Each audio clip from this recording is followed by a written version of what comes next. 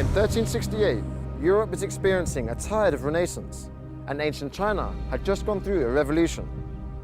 After creating a new dynasty in Nanjing, the founding emperor stood upon the city walls looking at the Purple Mountain in the distance.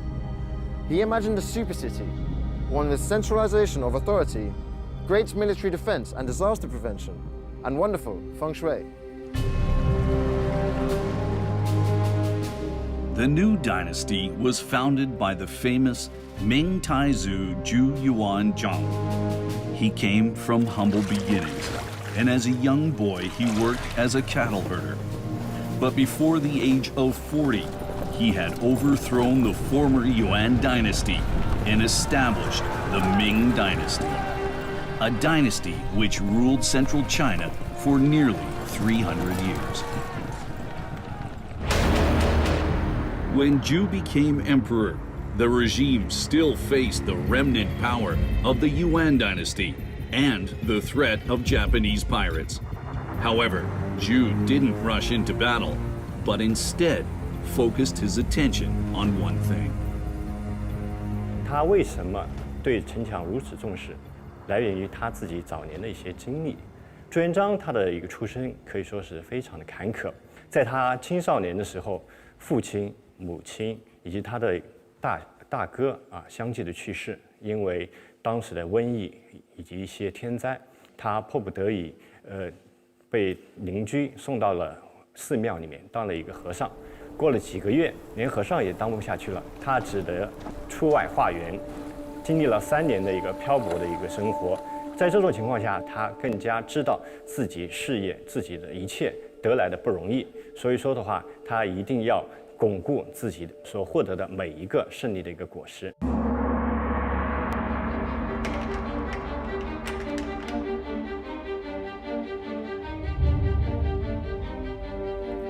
After he became emperor, Zhu was deeply worried about losing all of the things he had worked so hard for. And then he met a hermit named Zhu Sheng, also known as Mr. Maple. Mr. Maple was a wise teacher who had abandoned his official position to pursue education. Zhu paid Mr. Maple a secret visit and was given 3 strategies: to build high walls, to store grains, and to not rush in, exerting his power. Zhu followed these 3 strategies closely, and the first thing he set his mind on was building high walls.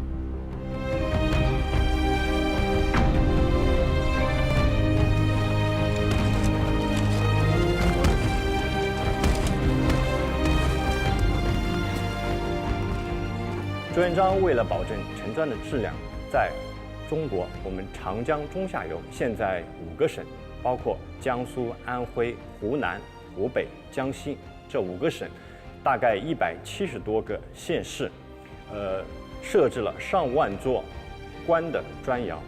他设置这些砖窑的目的，就是专门为南京城墙供砖、烧砖。他还为此组织了上百万的劳动力，在各地。 以及让他们部分人员来到南京筑城。城砖烧好以后，通过长江中下游的水系，源源不断地运到南京来。当时南京的一个景象可以说是非常壮观。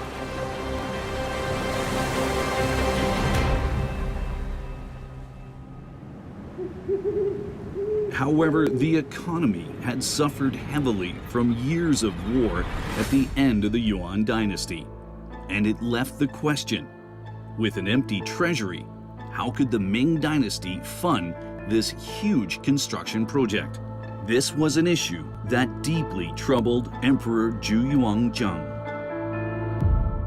Speaking of how Zhu solved the money problem, we should start with the treasure bowl, which was buried under Zhonghua Gate.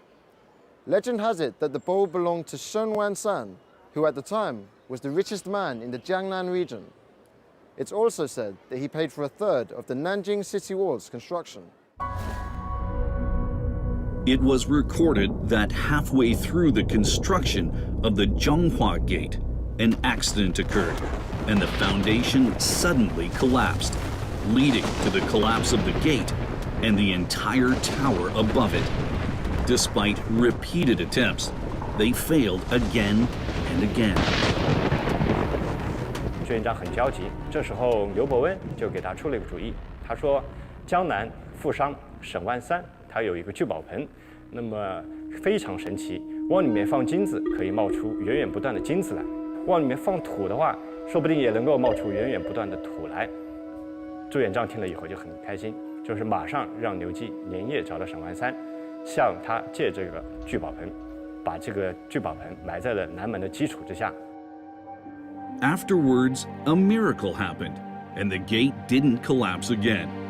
And in 1393, after 28 years of construction, the city wall of the Ming Dynasty was finally completed. The height and exquisite craftsmanship of the city wall were unparalleled. The Nanjing City Wall demonstrates the most important development stage in the functions of ancient China's city walls, as well as the construction technology used in them. The wall is also a great example of the sophisticated technology used in building cities, which can be seen throughout Chinese history. 为了保证城砖的质量，他还设计了一个严格的专文责任制。专文责任制呢，最多文字大概有70多个字。专文责任制上面写满了参与城墙烧造的所有官吏、所有的管理人员、所有的工匠、所有的民夫的姓名，可以说是非常的详细。这是我国中国古代物勒公民制度的一个发展到巅峰的一个表现。有一个标准，就是要敲之有声，断之无口，这是严格的一个标准。甚至可以让两个士兵捧着巨大的城砖相互碰撞，如果城砖发生了一个断裂或者它的一个裂纹的话，就要追究这个城砖烧制者的一个责任，最严重的可能会杀头。Now we can see that the imperial capital was surrounded by huge city walls from the inside to the outside. These form small cities inside the capital, namely the Gong, Huang, and Jing, as well as the outer city spaces. Of these walls, the wall surrounding the Jing area is over 35 kilometers long. It has a width of up to 18 meters and a height of up to 26 meters, and a total of 13 city gates.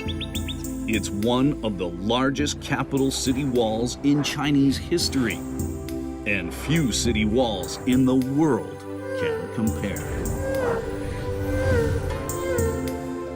南京城墙呢，它就见证了中国6000年的一个筑城发展史，同时也见证了中国封建王朝的一个都城文明的一个兴衰。它就是一个杰出的建筑的方面的一个典范。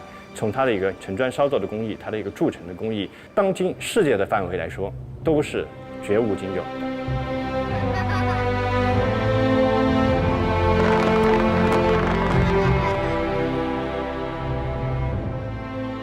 Standing on the city wall where Emperor Zhu once stood, I can see the miracle that's been standing strong for over 600 years now. Through the centuries, the Nanjing City Wall has witnessed the honor and disgrace of the city and the rise and fall of dynasties. Now, the chaos of war is a distant memory, but the Nanjing City Wall continues to preserve the invaluable treasures of history and culture.